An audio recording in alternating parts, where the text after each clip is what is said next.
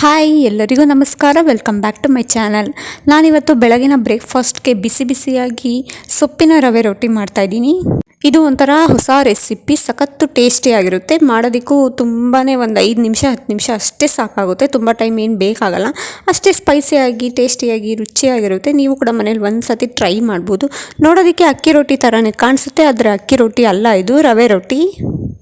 ಈ ರೀತಿ ಒಂದು ಸೊಪ್ಪು ಹಾಕ್ಬಿಟ್ಟು ಒಂದು ರೊಟ್ಟಿ ಮಾಡಿದ್ರೆ ಅದಕ್ಕೆ ಏನು ನೆಂಚ್ಕೊಳ್ಳೋದಕ್ಕೆ ಚಟ್ನಿ ಆಗಿರಲಿ, ಸಾಗು ಆಗಿರಲಿ, ಸಾಂಬಾರಾಗಿರಲಿ ಏನೂ ಬೇಕಾಗಲ್ಲ. ಅಷ್ಟು ರುಚಿಯಾಗಿರುತ್ತೆ. ಬರೀ ರೊಟ್ಟಿನೇ ತಿನ್ಬೋದು. ನೋಡಿ ಎಷ್ಟು ಸಾಫ್ಟಾಗಿ ಬಂದಿದೆ ಅಂತ ಅಂದ್ಬಿಟ್ಟು ನಾನು ಆದರೂ ಪರವಾಗಿಲ್ಲ ಅಂತ ಒಂದು ಸ್ವಲ್ಪ ಕಾಯಿ ಚಟ್ನಿ ಮಾಡಿದ್ದೆ. ಏಕೆಂದರೆ ಮನೇಲಿ ಸ್ವಲ್ಪ ಎಲ್ಲರೂ ಕೇಳ್ತಾರಲ್ವ, ಅದಕ್ಕೋಸ್ಕರ. ಬನ್ನಿ ಇವಾಗ ಹೇಗೆ ಮಾಡೋದು ಅಂತ ತೋರಿಸ್ಕೊಡ್ತೀನಿ. ತುಂಬಾ ಸುಲಭ. ನಾನಿಲ್ಲಿ ಒಂದು 2 ಕಪ್ ಆಗೋಷ್ಟು, ಅಂದರೆ ಒಂದು 200 ಗ್ರಾಮ್ ಆಗುವಷ್ಟು ರವೆ ತೊಗೊಂಡಿದ್ದೀನಿ. ಮೀಡಿಯಮ್ ರವೆ ತೊಗೊಂಡಿದ್ದೀನಿ. ಅದಕ್ಕೆ ಒಂದು 50 ಗ್ರಾಮ್ ಆಗೋಷ್ಟು ನಾನಿಲ್ಲಿ ಹುಳಿ ಮಜ್ಜಿಗೆ ಅಂತಾರಲ್ಲ, ಅದನ್ನು ತೆಗೆದಿಟ್ಕೊಂಡಿದ್ದೀನಿ. ನೀವು ಮೊಸರು ಇದ್ದರೂ ತೆಗೆದಿಟ್ಕೋಬೋದು, ತೊಂದರೆ ಏನಾಗಲ್ಲ. ಆಮೇಲೆ ಒಂದು ಕಪ್ ಆಗೋಷ್ಟು ಸಬ್ಸಿಗೆ ಸೊಪ್ಪನ್ನ ನೀಟಾಗಿ ಕಟ್ ಮಾಡಿ ಇಟ್ಕೊಂಡಿದ್ದೀನಿ. 1 ಕಪ್ ಆಗೋಷ್ಟು ಈರುಳ್ಳಿನ ನೀಟಾಗಿ ಕಟ್ ಮಾಡಿ ಇಟ್ಕೊಂಡಿದ್ದೀನಿ. ಸ್ವಲ್ಪ ಕೊತ್ತಂಬರಿ ಸೊಪ್ಪನ್ನ ಕಟ್ ಮಾಡಿ ಇಟ್ಕೊಂಡಿದ್ದೀನಿ. ಎಲ್ಲದೂ ಕೂಡ ಸಣ್ಣ ಸಣ್ಣದಾಗಿ ಕಟ್ ಮಾಡಿ ಇಟ್ಕೊಂಡಿದ್ದೀನಿ. ತುಂಬ ದೊಡ್ಡದಾಗಿ ಕಟ್ ಮಾಡಿ ಇಟ್ಕೊಂಡ್ರೆ ಸ್ವಲ್ಪ ಅದೇ ಒಂಥರ ರೊಟ್ಟಿ ತಟ್ಟೋದಕ್ಕೆ ಕಷ್ಟ ಆಗುತ್ತಲ್ಲ, ಅದಕ್ಕೋಸ್ಕರ ಅಷ್ಟೇ. ಅದಾದಮೇಲೆ ರುಚಿಗೆ ಟೇಸ್ಟಿಯಾಗಿರಲಿ ಅಂತ ಅಂದ್ಬಿಟ್ಟು 1 ಚಮಚ ಜೀರಿಗೆ ತೊಗೊಂಡಿದ್ದೀನಿ. 1/4 ಚಮಚ ಆಗೋಷ್ಟು ಅಜ್ವಾನ ತೊಗೊಂಡಿದ್ದೀನಿ. ನೀವು ಬೇಕಾದ್ರೆ ಸೋಂಕಾಳು ಇರುತ್ತಲ್ಲ, ಅದನ್ನು ಯೂಸ್ ಮಾಡ್ಕೋಬೋದು. ತುಂಬಾ ಟೇಸ್ಟಿಯಾಗಿರುತ್ತೆ. ಒಂಥರ ವೆರೈಟಿ ಟೇಸ್ಟಿನೇ ಸಿಗುತ್ತೆ. ಇದಕ್ಕೆ ನೀವು ಹಸಿಮೆಣ್ಸಿನ್ಕಾಯಿ ಕೂಡ ಸಣ್ಣದಾಗಿ ಕಟ್ ಮಾಡಿ ಹಾಕೊಬೋದು. ನಮ್ಮನೇಲಿ ಸ್ವಲ್ಪ ಖಾರ ಕಮ್ಮಿ ತಿನ್ನೋದ್ರಿಂದ ಹಸಿಮೆಣ್ಸಿನ್ಕಾಯಿ ನಾನು ಸೇರಿಸ್ತಾ ಇಲ್ಲ. ಇವಾಗ ಅದೆಲ್ಲ ಮಿಕ್ಸಿಂಗ್ ಬೌಲ್ಗೆ ಹಾಕೊಂಡ್ಮೇಲೆ ಇವಾಗ ನೆಕ್ಸ್ಟ್ ನಾನು ಇಲ್ಲಿ ಮೊಸರು ತೆಗೆದಿಟ್ಕೊಂಡಿದ್ದೆನಲ್ಲ, ಹುಳಿ ಮಜ್ಜಿಗೆ, ಅದನ್ನು ಕೂಡ ಸೇರಿಸ್ಕೊತಾ ಇದ್ದೀನಿ. ಅದಾದಮೇಲೆ ರುಚಿಗೆ ತಕ್ಕಷ್ಟು ಉಪ್ಪು ಹಾಕ್ಕೊಬೇಕು. ಅದಾಕಿದ್ಮೇಲೆ ಚೆನ್ನಾಗಿ ಫಸ್ಟು ಒಂದು ಸತಿ ಎಲ್ಲ ಮಿಕ್ಸ್ ಮಾಡ್ಕೊಂಬಿಡಿ. ಏಕೆಂತಂದರೆ ನಾವು ನೀರು ಹಾಕಿ ಕಲಿಸ್ಕೊಂಬಿಟ್ರೆ ಏನಾಗುತ್ತೆ, ಸ್ವಲ್ಪ ಸೊಪ್ಪು ಅಲ್ಲಲ್ಲೇ ಉಂಡೆ ಥರ ಇದ್ಬಿಡುತ್ತೆ. ಈ ರೀತಿ ಫಸ್ಟ್ ಮಿಕ್ಸ್ ಮಾಡಿಕೊಂಡು ಆಮೇಲೆ ಸ್ವಲ್ಪನೇ ನೀರು ಹಾಕ್ಕೊಬೇಕಾಗುತ್ತೆ. ನಾವಿಲ್ಲಿ ಮೊಸರೆ ಹಾಕಿರೋದ್ರಿಂದ ನೀರೇನು ತುಂಬ ಅವಶ್ಯಕತೆ ಇರಲ್ಲ. ಸ್ವಲ್ಪನೇ ನೀರು ಹಾಕಿ ಈ ರೀತಿ ಕನ್ಸಿಸ್ಟೆನ್ಸಿಯಲ್ಲಿ ಕಲಸಿಟ್ಕೊಂಬಿಡೋಣ. ಒಂದು 10 ನಿಮಿಷ ಇಲ್ಲ 15 ನಿಮಿಷ ಕರೆಕ್ಟಾಗಿ ನೆನಿಬೇಕಿದ್ದು. ಅದು ರವೆ ಎಲ್ಲ ಚೆನ್ನಾಗಿ ನೆಂದರೆ ಇನ್ನೂ ಚೆನ್ನಾಗಿ ಬರುತ್ತೆ. ರೊಟ್ಟಿ ತಟ್ಟೋದಕ್ಕೆ ಈಸಿ ಆಗುತ್ತೆ.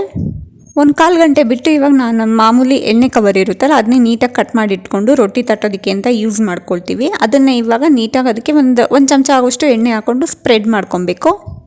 ಅದಾದಮೇಲೆ ನಮಗೆ ಚಿಕ್ಕದು ಬೇಕಾ ಅಥವಾ ದೊಡ್ಡದು ಬೇಕಾ, ಯಾವ ಸೈಜ್ ಬೇಕೋ ಆ ಸೈಜಲ್ಲಿ ಒಂದು ಸ್ವಲ್ಪ ಹಿಟ್ಟನ್ನು ತೊಗೊಂಡು ನೀಟಾಗಿ ಈ ರೀತಿಯಾಗಿ ಅದನ್ನು ಸುಮ್ಮನೆ ಸ್ಪ್ರೆಡ್ ಮಾಡಿದ್ರೆ ಸಾಕು. ತಟ್ಟೋಷ್ಟೇ ಏನು ಬೇಕಾಗಲ್ಲ. ಸುಮ್ಮನೆ ಸ್ಪ್ರೆಡ್ ಮಾಡಿದ್ರೆ ಅದೇ ತೆಳ್ಳಗೆ ಚೆನ್ನಾಗಿ ಬರುತ್ತೆ.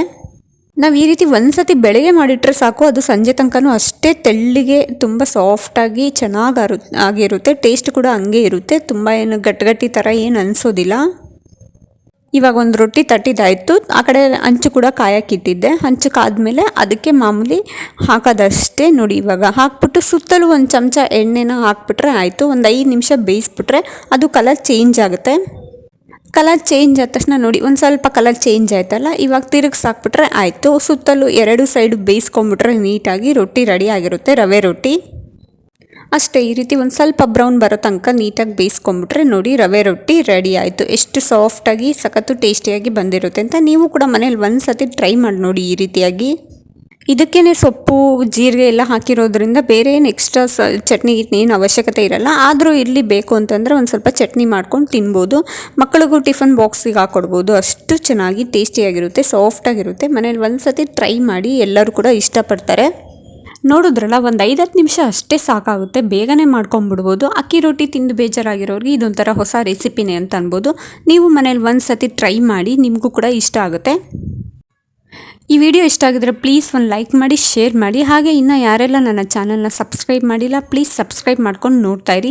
ಇನ್ನಷ್ಟು ಹೊಸ ರೆಸಿಪೀಸ್ಗಳಿಗಾಗಿ ನನ್ನ ಚಾನಲ್ನ ಪ್ಲೀಸ್ ಸಬ್ಸ್ಕ್ರೈಬ್ ಮಾಡ್ಕೊಂಡು ನೋಡ್ತಾ ಇರಿ. Thank you for watching.